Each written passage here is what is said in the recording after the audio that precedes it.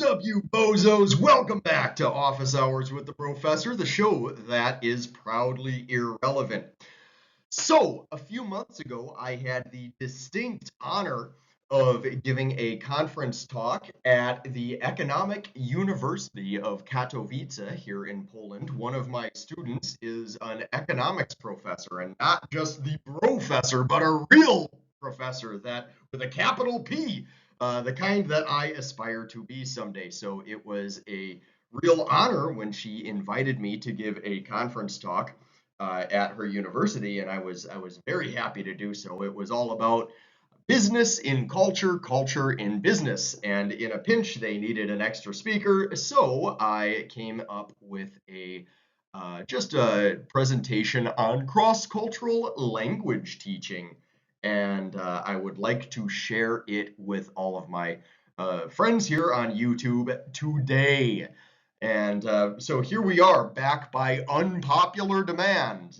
This is the conference talk that I gave back in November at the Economic University of Katowice. This is cross-cultural language teaching in English and beyond.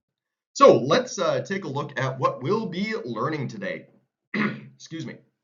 So I'd like to go over quickly our different topics. We're going to have a few important principles, that is the Sapir-Whorf hypothesis and sociocultural theory. We're going to talk about teachers as cultural ambassadors and cultural exchange in the language classroom. Also, an important topic here that really relates to my time back in Alaska is classroom culture. We're going to talk about language learning, especially as a second language, a foreign language, or something else, and world languages, local languages, and indigenous. So, for example, we could have a world language that you learn as either a second or a foreign language. Or you could have an indigenous language that you learn as a heritage language or as a second language. So that kind of thing. There's kind of this matrix and they kind of fit together. And then we're going to wrap up. So I hope that everyone will join me for this talk, and I think it will prove at least hopefully kind of interesting for you guys, or at least something to listen to while you're going to sleep, which is what I do with most of my podcast and video blogs.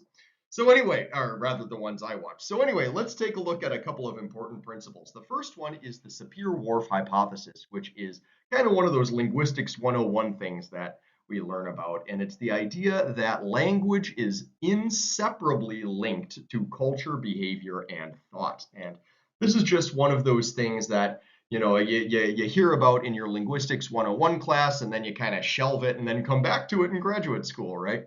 Well, it seems essentially that we have, of course, the hard and weak Sapir-Whorf hypothesis, and that is that the hard Sapir-Whorf hypothesis is the idea that it's impossible for me as a speaker of English to really come into the worldview of speakers of another language. On the other hand, the weak Sapir-Whorf hypothesis is such that I, as an English speaker, have a certain worldview influenced by English and mutually influencing English.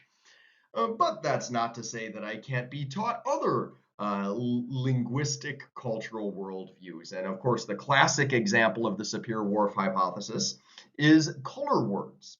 Uh, just as an example, Mongolian, the word huring refers to both brown and purple, right? So as a Mongolian speaker, you would think of them as kind of being the same color. Another word I like to think about is qing in Chinese, and it can refer to this bluish, greenish, tealish color that could be either the sky or the ocean, and it has kind of this blended quality to it that we don't really have in English. And so of course, color words are the example, if you will, of teaching the Sapir-Whorf hypothesis. But we've also got things like numbers. Of course, there are some of these languages of small-scale communities, small-scale indigenous communities that have different counting systems than we do, and in large-scale global languages like English, where we have words for Or for example, Sanskrit with their extremely high number counting systems. On the other hand, we have languages that, of course, might have a system like one, two, some, many, something like that. Ket is kind of an interesting example, and of course, Ket does have higher number words, but traditionally, I guess it goes up to one, two, three, four, five, six, many. The Ket word "wong," seven, can also mean a lot. And again, that's not to say you can't go higher in Ket. It's just that maybe historically or prehistorically people were not used to doing so. Anyway, that's a little bit about the Sapir-Whorf hypothesis, and that's going to come back soon. So keep that in mind. Excuse me. Now let's move on to SCT. That is sociocultural theory, developed, of course, by Vygotsky, who's one of the, if you study language acquisition or language pedagogy, you'll hear that name a lot. And it's the idea that language is a tool for mediating cultural norms and behaviors. And that's the way it was evolved, and the way language as a technology, as a human technology, was developed over thousands of generations. Of course, even in small scale hunter gatherer communities, band societies, like we've been for most of our history as a species, you need to communicate, and perhaps especially in these kinds of communities, you need to communicate the cultural norms and behaviors of your people, and language develops as a tool for that. And so to that end, I would say languages and language classes, learning a language acquisition, can be playing around in a cultural laboratory, if you will, for students, a laboratory in which you can explore your identity or yourself in a new cultural lens, through rather a new cultural lens. So of course, the teacher comes in as an ambassador. And in a language classroom, I think that teachers and students co-construct a classroom culture. And we have a couple of citations here if you're interested. Jacobi and Ochs, 1995, mediated by the target language. And this is where the mighty Dr. Hishinlai Peter over at University of Alaska comes in, talking about identities and classroom culture in indigenous classrooms comes in. Indigenous language pedagogy. She is one of the great Athabascan or Dene language pedagogists of our time, and a great mentor of mine, if I may bring in a personal note. Dr. Peter, previously known as Sikorsky, 2008, wrote an excellent thesis on classroom culture and indigenous classrooms, in which she talks about language as a cultural tool in which the indigenous, or the host language, if you will, culture is mediated in the classroom through this language. And teachers represent, and they are, if you will, tour guides to a new way of seeing the world, right? Language teaching, as I always say, cannot be done in a cultural vacuum. And unfortunately, I think that a lot of the time that is forgotten, especially in the world of English language pedagogy. But as I say, and this is going to be a recurring theme or a recurring statement even, language teaching, language learning cannot be done in a cultural void or vacuum. So let's talk about cultural exchange in the language classroom, and I'm going to begin with an assumption. That is, different first language equals different cultural background. I believe this is going to be true almost all of the time, if not entirely all of the time. That is, you cannot really have an Anglophone cultural background without being an Anglophone as your first language, or at least as one of your first languages. You cannot come from an English-speaking cultural lens if English is not your first language. Just like I cannot really come out of a Chinese cultural background, an entirely purely Chinese cultural background, if Chinese is not my first language, or at least close to my first language. It must be acquired.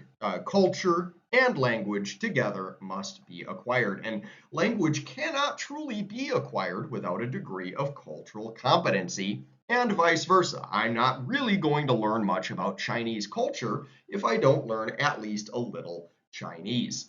And I'm not going to really be a very good Chinese speaker until I have some degree of competence in or comfort negotiating, navigating Chinese culture.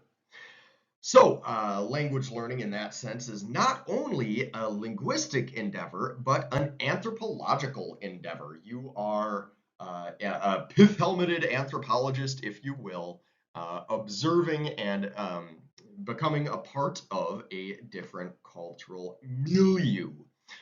As a as an expat living in Poland, I go to a Polish language class, and I believe that as a Polish student or as a student of the Polish language, I should learn not only to pronounce the name Grzegorz Brzęczyszczykiewicz. I think I got that kind of semi not wrong, but I should also learn why this name is famous. And so there's a degree of initiation culturally that must happen as you acquire a new language. And this brings me to classroom culture. That initiation is often happening in the second language or foreign language classroom. Language classrooms are a meeting point. I imagine the two fingers on the Sistine Chapel, touching each other between the culture of the students and that of the learned language. You are reaching out and touching this new cultural perspective. And in that sense, I think one really good way of facilitating this cultural acquisition is the class following the mores of the target language. When I was a linguistics student back in Bellingham, Washington, I remember in one language pedagogy class, I had a classmate who was a Japanese speaker, and she was teaching the Japanese language, and they would always start class by a standing bow between teacher and students, and that's, I guess, how you start class in Japanese schools and colleges. So that's what we did in this student's Japanese class. So that's a cool, fun little way of getting into it, right? I think that the teacher should present culture in a fun and engaging way and show a similar enthusiasm for the students' culture, and that's really important. I think back to when I was teaching elementary school kids in China, and we would act out dialogues in English with Journey to the West puppets, as you can see here, one of the classic stories of Chinese literature, and really not just literature, but they've got films and cartoons, and there's really kids grow up with these characters and they love them, and it's a lot of fun when their English teacher, their foreign English teacher of all people, brings out these puppets and they get to talk about the characters that they're familiar with and who they kind of grow up with, and it shows that that it's a two-way co-construction, right? A two-way exchange and mutual cultural respect. So I think it means a lot to the kids when I bring these out. Now, how does one effectively integrate cultural exchange into a language classroom? Well, I think part of the answer lies in whether the language that you're learning is second, foreign, or other. Excuse me. Now, as a second language, that is a language that is spoken outside of the classroom. So when somebody comes to an Anglophone country and they're using English outside of the classroom, on the street, in restaurants, in stores, on a date, something like that, that's English as a second language, right? And this is the target language is dominant outside of class, and the teacher represents this dominant culture. The students in the classroom may be from all over the world speaking many different languages. I think in this case, it's really important to invite students. They may enjoy sharing their own cultures in a way that they cannot outside of class, and they can share with other students from other places around the world. So it really becomes kind of this melting pot, or this intercultural, several different cultures being represented in one classroom. Here I have, of course, the illustration from the Kalevala, the national epic of Finland, which is one of my favorite stories. And I remember when I was teaching English as a second language at the University of Alaska, I did an assignment where students talked about the national epics of their home countries, and then we were reading a portion of Beowulf. So that was a lot of fun, and one of my students from Finland came and talked about the Kalevala. And a foreign language is not dominant outside the classrooms. So this is when I am in Poland teaching English to Polish speakers, right? So this is English as a foreign language. Now, in this case, the students represent the dominant culture, and the teacher is kind of the newcomer. And typically, in this kind of an environment, students are all speaking the same language. So everybody in my class is a Polish speaker, with a few exceptions.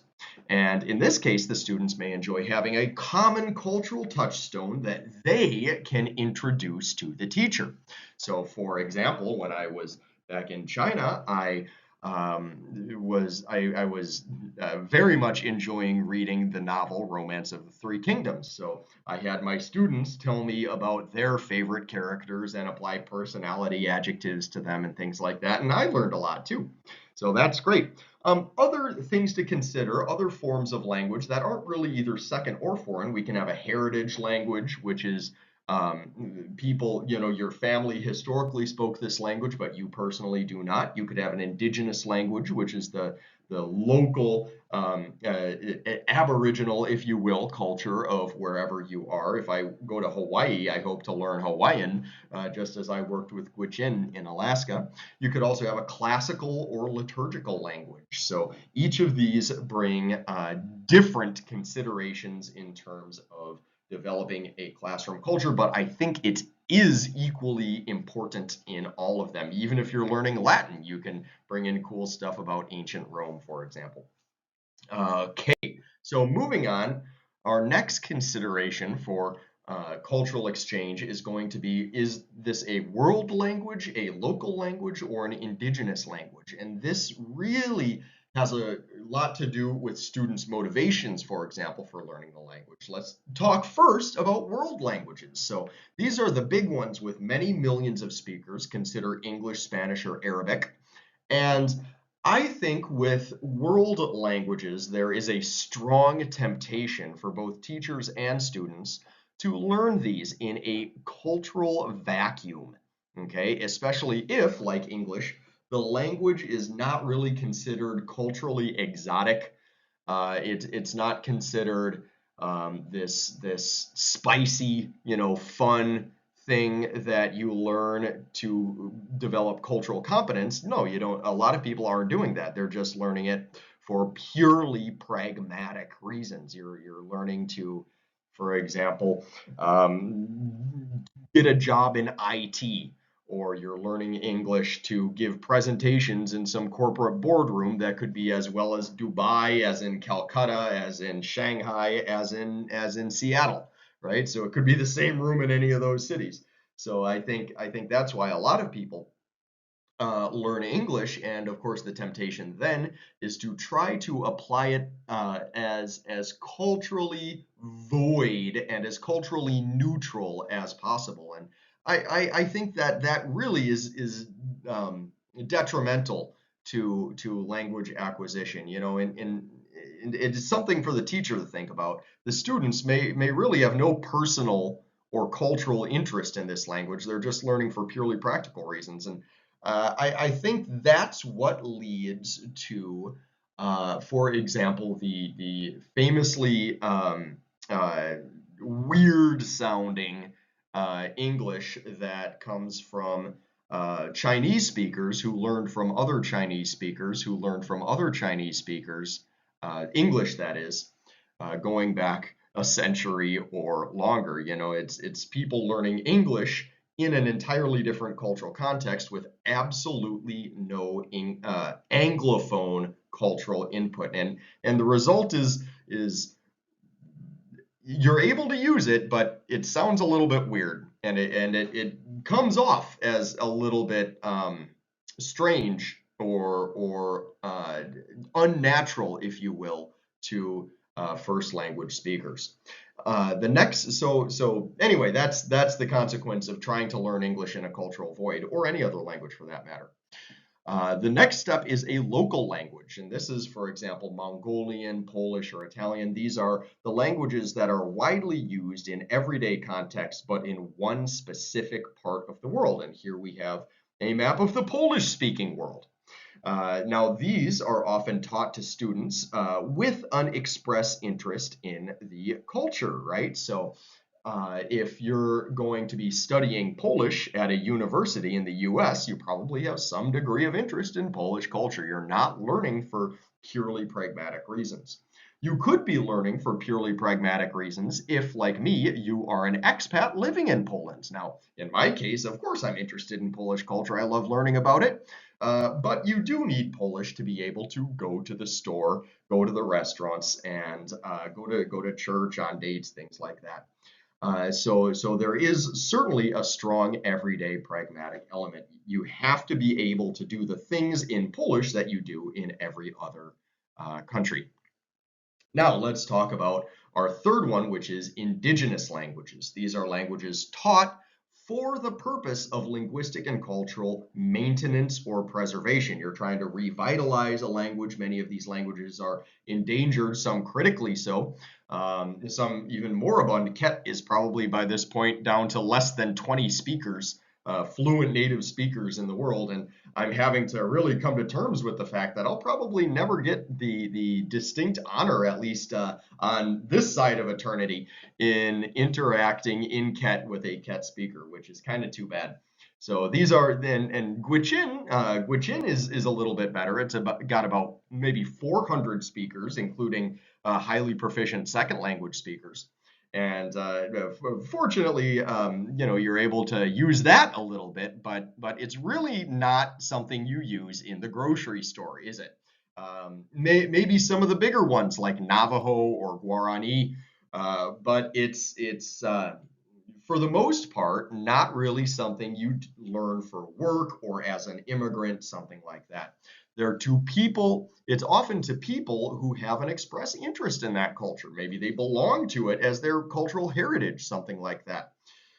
For example, a lot of Gwich'in people learn Gwich'in as with English as a first language, so it's their heritage language, right? And learning an indigenous language is intrinsically fused, if you will, with the traditional culture of that people group, and it's virtually impossible to teach outside of it. So, you know, don't try teaching Ket or Gwich'in in a cultural void. That will be an even bigger disaster than trying to do so with English. So let's wrap up. Okay, language teaching and learning is linguistic in scope, of course, but it is a cultural exchange as well. It is an anthropological expedition into what is for the student uncharted cultural territory. And at its core, every language, English, whatever, Gwich'in, Ket, Polish, is a tool for mediating cultural concepts, and that's what we get from SCT, and shaping its speaker's worldview, and that's the Sapir-Whorf hypothesis, both of which I believe are reasonably true hypotheses or theories, rather. Teachers neglect cultural exchange at their own peril. It makes students not care, and it makes their English, or excuse me, their target language, however high their degree of technical competency, there's just a little bit of offness about it if they're not proficient in the culture. And you really cannot become linguistically competent without additional cultural competence. And that is, once again, I would like to say, very much the job of the language teacher, not only to introduce language, but culture. And I hope from this talk maybe some other teacher out there will think of, will be reminded that it's important to have fun cultural activities in your language classes too, and that's something I have to remind myself all the time. Grammar is important, vocabulary is important, the technical aspects of language, yes, of course, but don't forget to do fun cultural stuff. So that is my conference talk. I hope it has not been entirely dull for everybody. And here I have a very fun picture of me on a bike trip through Taiwan with some indigenous Formosan kids hanging out in a very small remote mountain village. I believe they were Amis or Bunun. I'll have to check. But at any rate, fun picture. So I'd like to say, as we say in Poland, dziękuję bardzo za uwagę. Thank you for your attention. And as you can see, I have czy macie pytania, which is, do you have any questions? Which, of course, is how we traditionally end conference presentations. If indeed you do, macie pytania, you do have questions, feel free to leave them in our comments. Thank you so much for joining me today, everybody. And I will hopefully be back before too long. Have a great night, guys. Bye-bye. This is water. Here's the works cited. Everybody take from it what you will. The one that I do really want to recommend is Sikorsky 2008. That's not her name now. Her name's Dr. Peter. She is a real titan of the field. Amazing indigenous, specifically Dene language acquisition theorist or pedagogist. And she is a great personal mentor of mine as well. So that's the really good one, and she's the one I learned a lot of this stuff from. But anyway, a few more sources. Hope that these are helpful if it's interesting to you. Anyway, everybody have a good night. Bye, guys.